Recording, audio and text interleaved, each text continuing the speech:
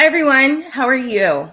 So today we are going to talk about metamerism, and we are going to talk about the relevance of the inherent light source. And uh, every week I try to go live on Instagram at the same time, and it never works, and it didn't work again. So oh well. But we are live on YouTube, Facebook, and LinkedIn and Twitter.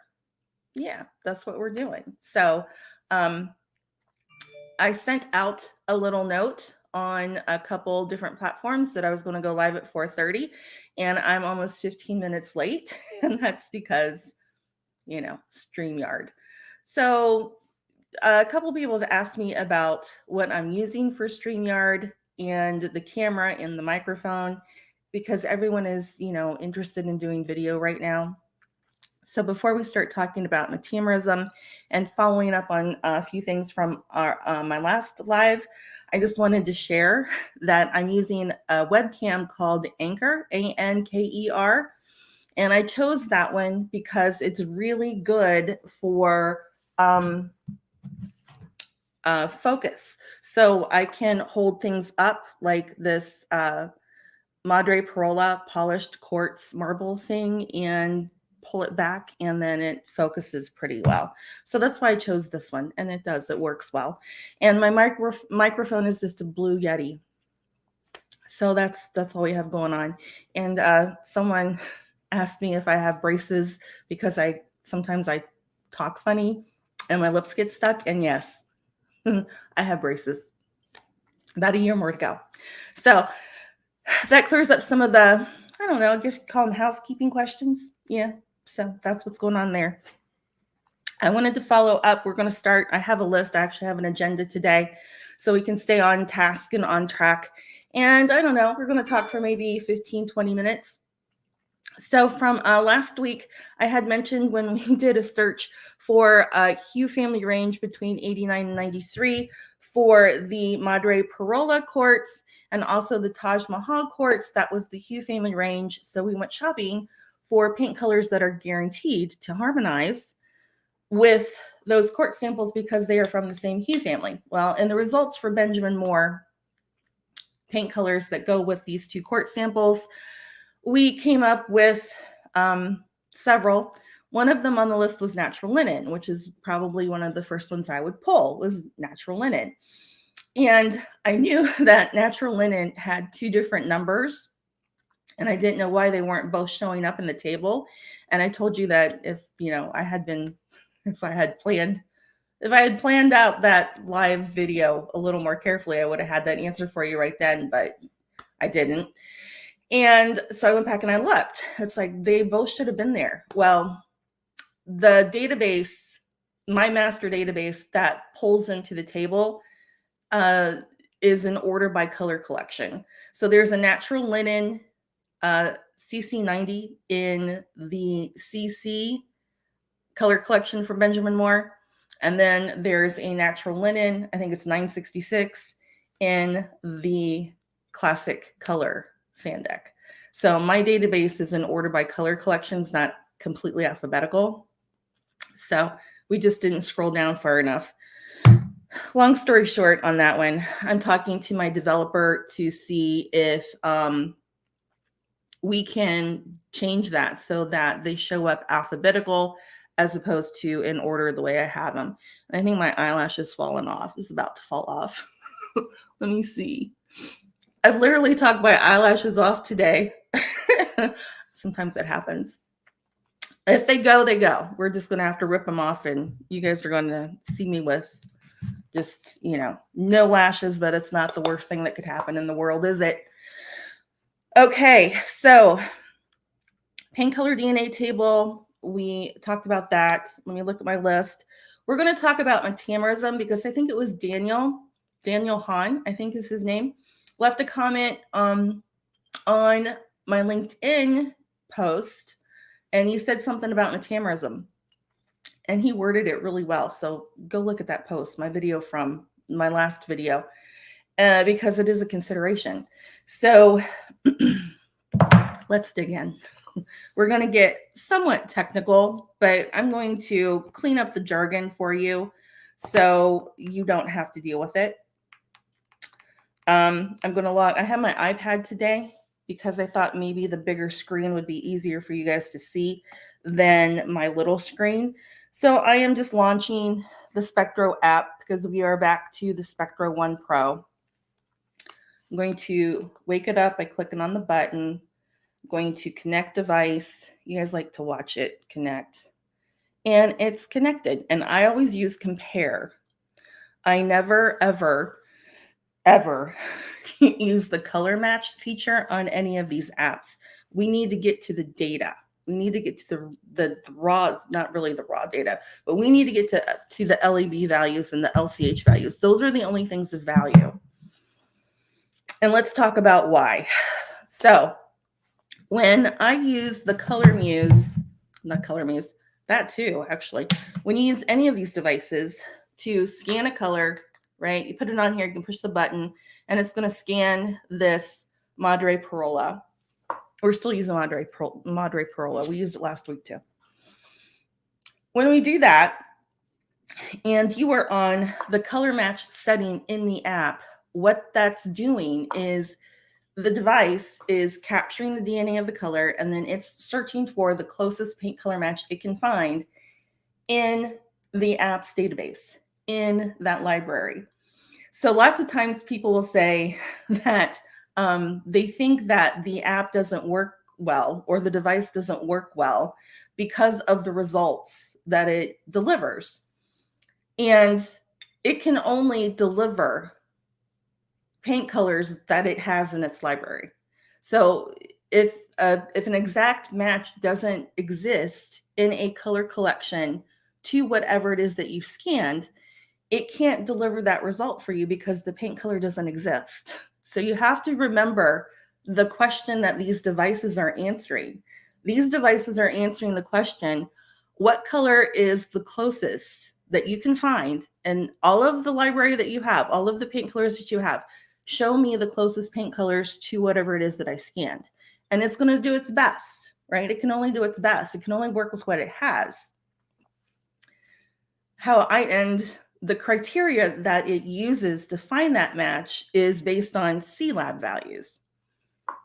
CLAB values, it's LAB, right? CIE is the name of the organization that manages the standards. And LAB, L is lightness, A is redness and greenness, B is blueness and yellowness. So these apps are comparing what you scanned, the LAB values, lightness, red, yellow, green, and blue, compared to the red, green, and blue and lightness of the paint colors in the library. And that's the standard that it's using to qualify and quantify, literally quantify a match based on lab values. Lab values are fantastic for qualifying and quantifying, I guess it's quantifying, the differences between two colors. But they're not really, but they don't. I was going to say they're not really great. Well, you know, they absolutely just flat out don't. They don't tell you how or why colors are different, which is why I don't ever use the color match feature on any of these apps. Instead, I go get the LCH values and then I go look up the color. Once I find the suggested, not when I find the suggested, when I get the data values from whatever it is I scan, then I go to the paint color DNA table and I search for those specific ranges, because when you pull up the colors that fit into the range like we did last week, you can see exactly how similar the paint color is to whatever it is that you scanned based on hue, value, and chroma, which is markedly different than the delta E that the color match app uses, that just tells you, well, generically, this one's kind of close, but it doesn't tell you why it's close. It doesn't tell you why it's not close. You can go by hue, you can go by each dimension and hue, value, and chroma in the paint color DNA table, and you can rank whatever is most important to you. So if you're looking for a paint color that is closest to Madre Parola in terms of hue family, you can sort that out in the paint color DNA table. You can't do that in the apps with the color match feature. You use the app, to get the LCH value. Or if you definitely want something darker or lighter than what it is that you scanned, you can find colors in the same hue family like we did last week, and then shop for colors that are lighter and that are darker. So does that make sense? It's like the color match portion of these apps gives you a generic roll up of, how a paint color is kind of similar to this, but to what you scanned, but it doesn't tell you why. And if you have the actual color data values of LCH, lightness, chroma, and hue angle, you can go to the paint color DNA table and you can really drill down on the right color. So that leads into metamerism, which was a really good comment from Daniel. And this is a concern because each one of these devices has its own light source.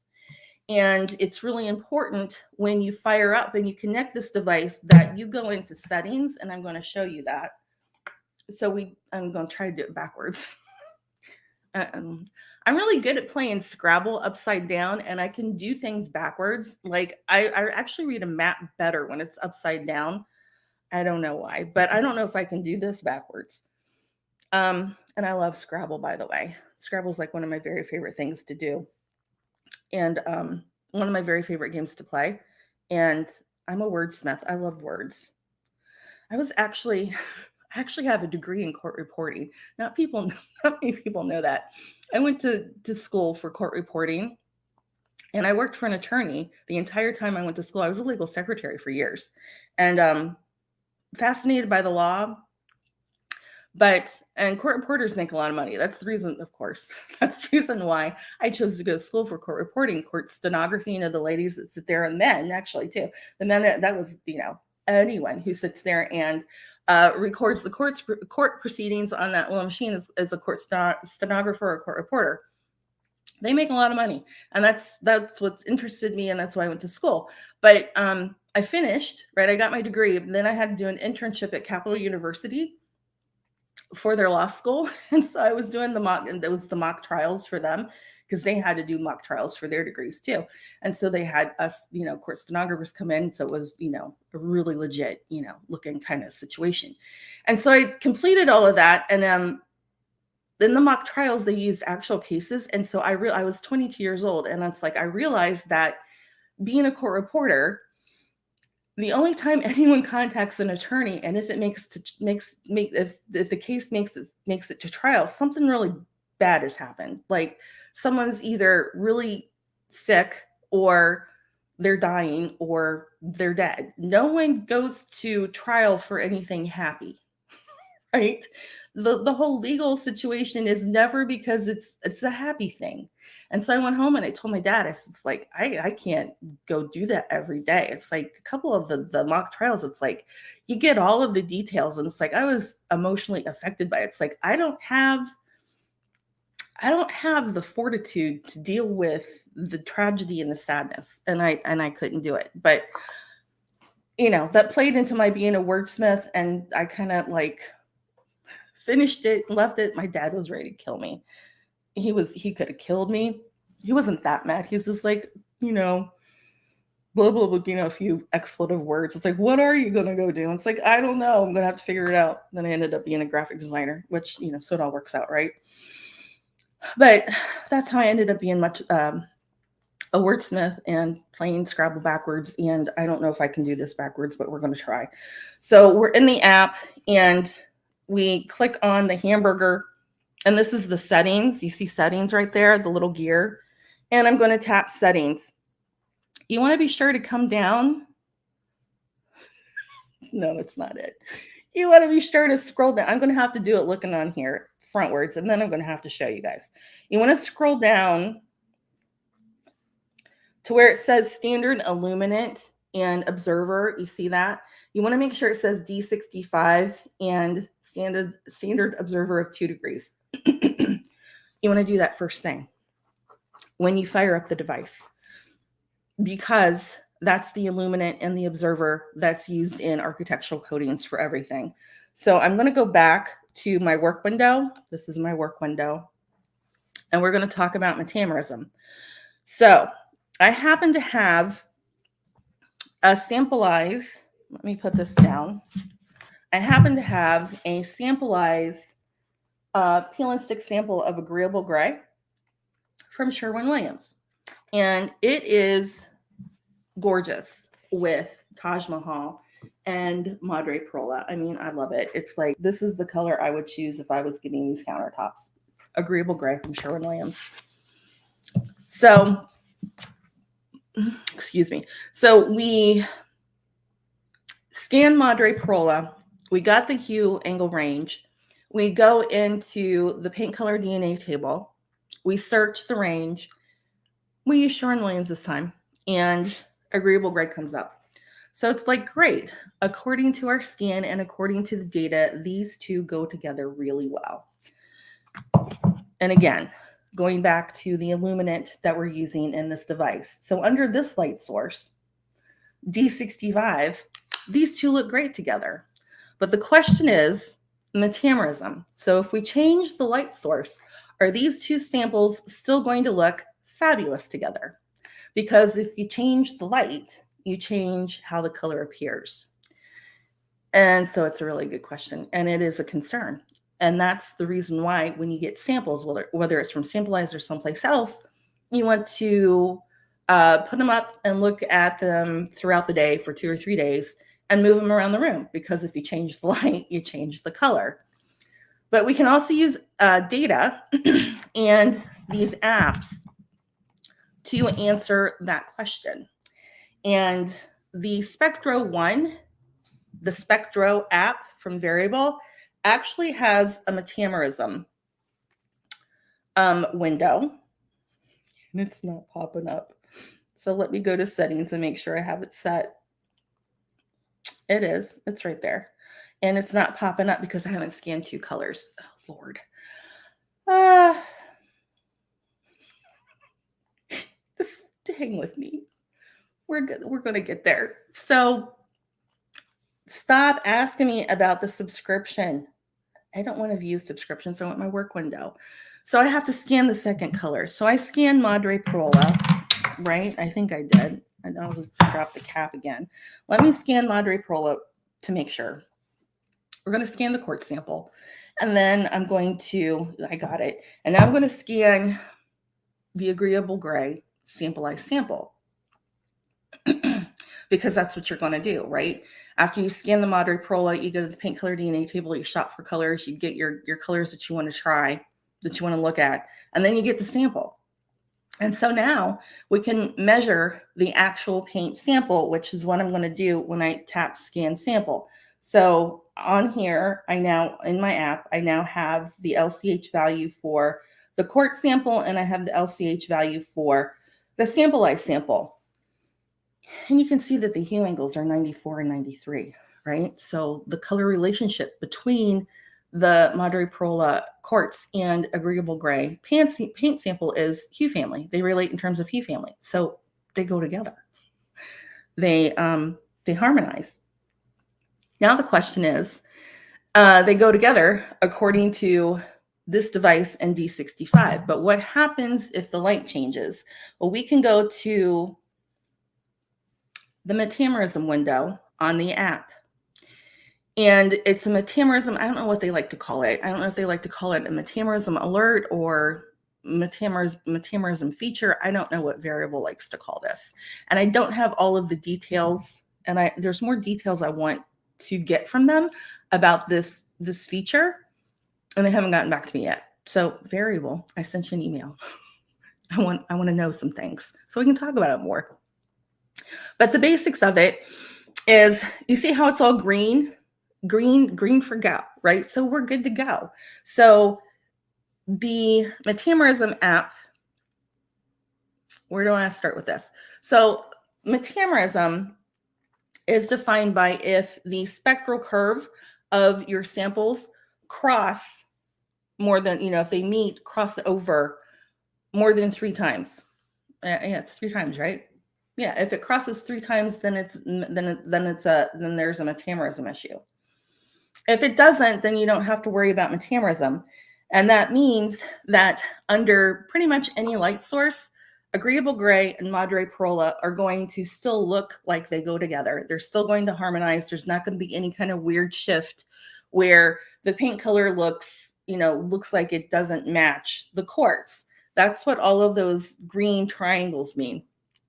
And in this app, it is checking for a metameric issue or problem in both daylight illuminance, which mimic a daylight quality of light, D50 and D65. Those are your daylight illuminants. And illuminants aren't really a light source. They are a model. They model a light source. So they're telling you that you're good to go in most qualities of daylight. F2 and F7 on here are fluorescent lighting. And A is your standard tungsten or incandescent light. So bottom line here, agreeable gray and Madre Perola, you don't have to worry about it. It doesn't matter what the inherent quality of light is. It doesn't matter what exposure you have, because the DNA aligns in terms of hue family here. You are going to have color harmony. They're going to be fine together. What else do I want to say about it? It's really that easy. So you can figure out if metamerism is going to be an issue if you have a real paint sample and your item. What do I say? Your thing, whatever it is, your target. That's it. Your target, whatever is the target component in the room to, your jumping off point for the entire palette. In this case, I'm using the Madre Perola quartz. It could be tile. It could be floor tile. It could be backsplash tile. It could be your cabinet color. It could be a rug. Whatever your jumping off point, whatever that point of departure is, you measure that, and then you measure an actual paint sample, and then the app will do the work for you and let you know if you have to worry about metamerism and it shifting and looking weird and not going together in some kind of daylight. And the rule of thumb is, if there is no metamerism issue in at least 3 different light sources, then you're good to go in just about any light source. And in the Spectro app, it's checking, what is it? 1, 2, 3, 4. It's checking 5 different light sources for you. So really, there is absolutely nothing to worry about with agreeable gray and Madre Perola. One last look. So inevitably, someone's going to ask me, Madre Perola agreeable gray and Taj Mahal agreeable gray, actually. So inevitably, someone's going to ask me, what color trim or ceiling would you do with agreeable gray? And with agreeable gray, white trim, you could do extra white or pure white from Sherwin-Williams would be good. And for the ceiling, I wouldn't do extra white or pure white on the ceilings. I like a little bit more chroma in the ceiling color, specifically from the yellow hue family. My very favorite ceiling color is Delicate White from PPG. Sherwin-Williams and Benjamin Moore both make a beautiful duplicate of PPG's Delicate White. That's my favorite ceiling color. That's the first one I would pick for this. You could also take a look at White Heron for the ceiling. And the easiest thing to do is just use the same color on the ceiling, if that's your thing.